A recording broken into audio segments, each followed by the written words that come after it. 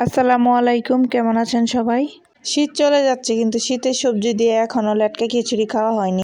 আমাদের বাসার সবাই এই লেটকা খিচুড়ি অনেক পছন্দ করে, বিশেষ করে আমার হাতের এই লেটকা খিচুড়ি। শুধু শীতই নয়, যে সিজনে যে সবজি থাকুক না কেন এই লেটকা খিচুড়িটা আমি বেশি রান্না করি। রমজান মাসেও এই লেটকা খিচুড়িটা মাঝে মাঝে ইফতারিতে রাখার চেষ্টা করি।